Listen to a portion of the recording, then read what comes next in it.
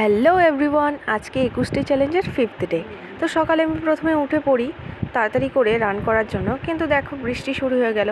Finally wait করতে করতে বৃষ্টিতে থেমে পড়লো। এবার চলো রান করে আসি তাড়াতাড়ি করে। দেখলাম বৃষ্টিটা কমবে না, কিন্তু কমেই গেল, তাই তাড়াতাড়ি করে রানটা কমপ্লিট করে নিলাম। আকাশটা এখনও অন্ধকারই আছে, বৃষ্টি আসবে আরও। আর এসএসসি যে এবার কি শুরু করেছে কে জানি। এর আগের ভ্যাকান্সির ওইটাই 2022-23-এ অনেক তাড়াতাড়ি করে রান কমপ্লিট হয়ে গেছিলো, মেডিকেলও হয়ে গেছিলো, কিন্তু এইবার অনেকটা লেট করছে। আর কালকে থেকে অনেকটাই আমার পায়ে ব্যথা শুরু হয়ে গেছে। তো এখন একটু রানের স্পিডটা কমিয়ে দিতে লাগবে, নাহলে পায়ে ব্যথাটা পুরো বেশি হয়ে যাবে। এখন বাড়ি যাই, তাহলে বাড়ি গিয়ে তারপরে আমার ফ্রেশ হয়ে পড়ানো আছে আজকে, তো পড়িয়ে এসে পরে দেখা হচ্ছে। সকালে পড়িয়ে এসে খাওয়া দাওয়া করার পর একটু বই নিয়ে বসে পড়লাম। আর প্রথমে আমি পড়ছি ওয়ান ওয়ার্ড। আর একটা সত্যি কথা বলতে, আমার ইংলিশ সাবজেক্টে আমি ভীষণ পরিমাণে উইক। তাই বলে কি পড়বো না, এটা কখনো করাই যাবে না, কারণ ইংলিশটা ততটাই ইম্পর্টেন্ট যতটা বাকি সাবজেক্টগুলো। আর হ্যাঁ, যেই সাবজেক্টে আমরা উইক, ওই সাবজেক্টটা আমাদের অনেক বেশি করে আরও পড়তে হবে। যতই ভালো না লাগুক, তাও পড়তে হবে। পড়তে পড়তে ঠিকই একদিন ভালো লেগে যাবে। আর আমিও সেই আশা নিয়েই পড়তে থাকি।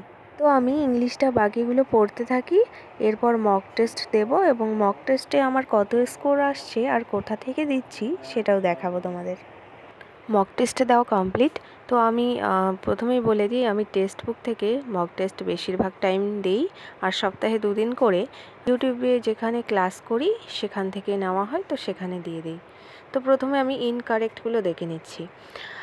আর এইটা আমি অনেকবার লক্ষ্য করেছি যে আমাদের একটুর জন্যই ভুল হয়। খুব কঠিন কোশ্চেনে ভুল হয় না, সোজা কোশ্চেনগুলোই ভুল করে থাকি। কোনো সময় পড়ার ভুলে, কোনো সময় তাড়াহুড়ো করতে যাই, সেই কারণেও ভুল করে দিই। তো সেটা আমাদের ঠিক করতে হবে। তো ঠিক করার উপায় হচ্ছে বেশি করে মক টেস্ট দেওয়া এবং সেগুলো অ্যানালাইসিস করা। মক টেস্ট দিলে শুধু হয় না, অ্যানালাইসিস করলে অনেকটাই স্কোর বাড়ে, এটা আমি নিজেই পরীক্ষা করে দেখেছি। যেমন এই কোশ্চেনটায় যেটা ভুল করেছি আমি সেটা বলছি তোমাদের। এখানে আছে আন্দামান নিকোবর দ্বীপপুঞ্জের বিচার বিভাগীয় রাজধানী, আর আমি ভেবেছিলাম শুধু রাজধানী, সেই ভেবে পোর্ট ব্লেয়ার করে দিয়েছি, সেই কারণে ভুল হয়ে গেছে। তো এই ছোট ভুলগুলোই আমরা পরীক্ষায় করে থাকি, এই জিনিসটাই আমাদের ঠিক করতে হবে। আর এখন আমি বাদবাকি অ্যানালাইসিসটা করে নিচ্ছি। দেখা হচ্ছে নেক্সট ভিডিওয়। ততক্ষণে ভালো থাকো সবাই, সুস্থ থাকো এবং ভালোভাবে পড়াশোনাটা চালিয়ে যাও। গুড লাক সবাইকে।